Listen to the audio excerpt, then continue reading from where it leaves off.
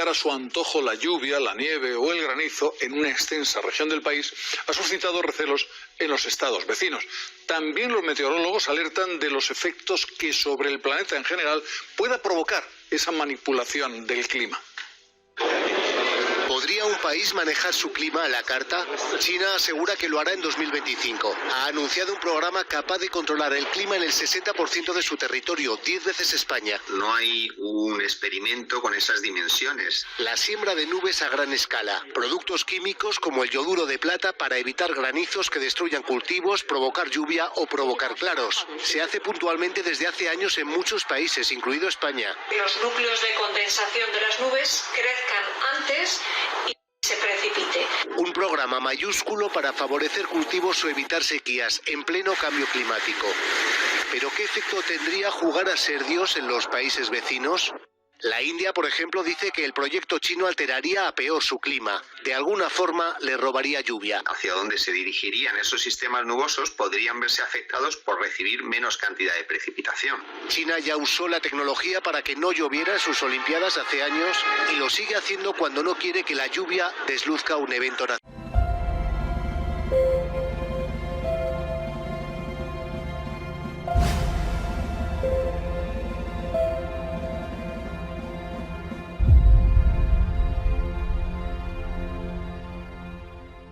Si no hacemos nada, en el año 2050 Madrid tendrá el mismo clima que Marrakech y Londres el mismo clima que hoy tiene Barcelona.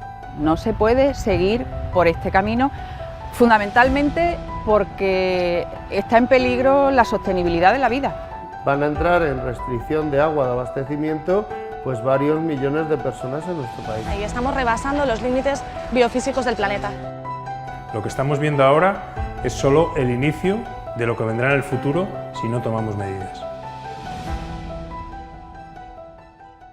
Según los últimos estudios, la península ibérica es de las zonas más afectadas por el cambio climático.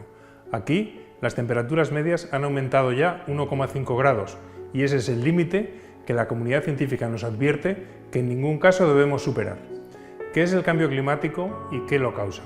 En la revolución industrial, en el siglo XIX, comenzamos a utilizar el carbón y posteriormente el petróleo como combustibles.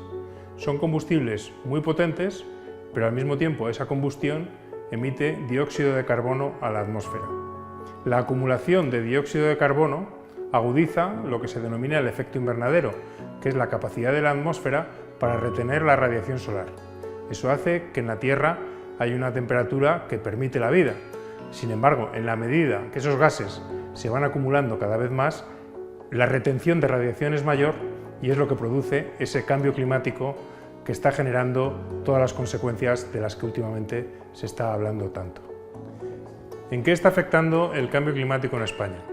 Pues en primer lugar, lo más visible es el aumento de las temperaturas, que han aumentado ya del orden de 1,5 grados centígrados, un límite que la comunidad científica nos dice que no superemos. Este aumento de las temperaturas tiene consecuencias concretas y específicas sobre los ecosistemas. Por ejemplo, uno de los impactos que ya se ha visibilizado es el aumento de las zonas áridas y semiáridas en nuestro país. Además, se está observando un aumento de la temperatura de los océanos. Por ejemplo, el mar Mediterráneo aumenta 0,35 grados por década. La temperatura de los mares cada vez es mayor. Como consecuencia de esto y también del deshielo de los glaciares, está ocurriendo un aumento del nivel del mar significativo y que ya es medible, que puede afectar a grandes zonas de la península ibérica, incluidas ciudades tan relevantes como Barcelona, Bilbao, Santander o muchas otras ciudades costeras o ecosistemas de gran valor como el Parque Nacional de Doñana o el Delta del Ebro, que podrían desaparecer como consecuencia de esa subida del nivel del mar. Además, esto trae consigo la salinización de los acuíferos y todo esto tiene un impacto sin lugar a dudas sobre nuestra economía, empezando por un sector tan significativo como es el sector turístico, que supone casi el 15% de nuestro PIB. Se sabe que toda la cuenca mediterránea es especialmente vulnerable y ya estamos viendo los efectos con las danas, con la subida del nivel del mar, con los efectos en la acidificación del mar. Las pesquerías están disminuyendo muchísimo. En Andalucía, por ejemplo, la subida del nivel del mar triplica la media de otras zonas. ¿Por qué? Se calcula que se está produciendo simultáneamente a esa subida unos efectos de subsidencia. ¿Qué quiere decir eso? Que se está hundiendo el litoral como consecuencia de las construcciones excesivas, el exceso de infraestructura y la sobreexplotación de los acuíferos también, que los tenemos muy sobreexplotados. Otro de los impactos que se están viendo de manera muy clara es una pérdida progresiva de diversidad biológica, es decir, cada vez el número de seres vivos que conviven con nosotros se está reduciendo debido a los cambios ambientales que estamos generando. Estamos viendo más imágenes de inundaciones en nuestros cauces. Desgraciadamente esto no es casualidad, esto es consecuencia de que debido al cambio climático las gotas frías son más intensas y se van a repetir con mayor frecuencia.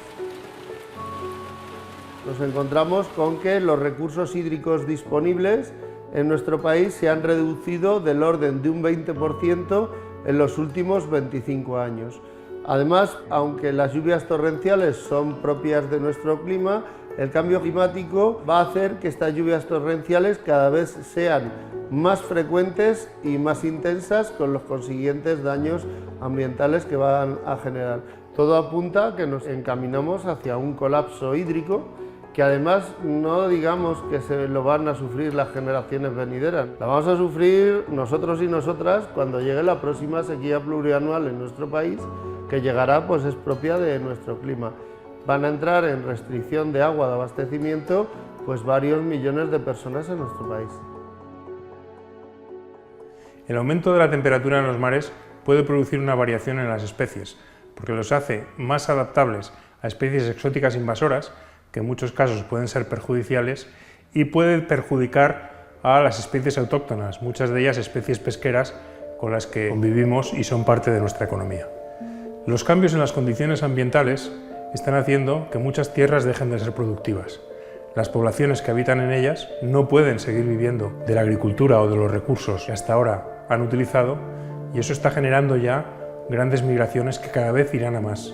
El cambio climático y el deterioro medioambiental se va a convertir en la principal causa de migración humana. Zonas de la península ibérica que hasta ahora son habitables y productivas pueden convertirse en zonas áridas o semiáridas y dar inicio a ese proceso de desertificación que puede hacer que España vuelva a convertirse en un país de emigración, precisamente debido al cambio climático.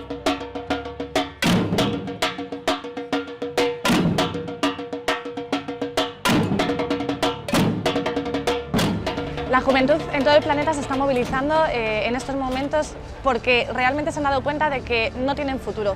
Y esto significa mucho más que enfrentarse a una crisis económica, que no tener trabajo, que son problemas a los que se han enfrentado generaciones predecesoras. Tiene que ver con que las condiciones materiales de la vida van a cambiar, con que todo tal y como lo conocemos está cambiando, porque nos enfrentamos a una crisis multidimensional, que es a la vez climática, ecológica, de biodiversidad y por tanto también económica, puesto que el sistema económico está inserto dentro de la naturaleza y estamos rebasando los límites biofísicos del planeta. Necesitamos políticas públicas valientes que dejen de gobernarnos las multinacionales y defendamos de verdad la vida, que defendamos el planeta, porque podemos pensar distinto, pero respiramos igual. Para hacer frente al cambio climático de manera efectiva, necesitamos gobiernos valientes, gobiernos que sean capaces de ponerse enfrente de las corporaciones energéticas, de las corporaciones que se enriquecen comercializando combustibles fósiles como el petróleo, el carbón o el gas natural, y ponerle freno. Esos compromisos tienen que ir acompañados de medidas muy concretas, que son evidentes cuáles deben de ser. Todas aquellas encaminadas a reducir las emisiones de gases de efecto invernadero, para reducir los efectos del cambio climático. También hace falta herramientas que permitan hacer un seguimiento de estos compromisos y que permitan obligar a que sean vinculantes, cosa que ahora mismo no son. Si seguimos así, no vamos a ser capaces de frenar este problema. Necesitamos medidas urgentes, efectivas y ambiciosas para poner freno al cambio climático.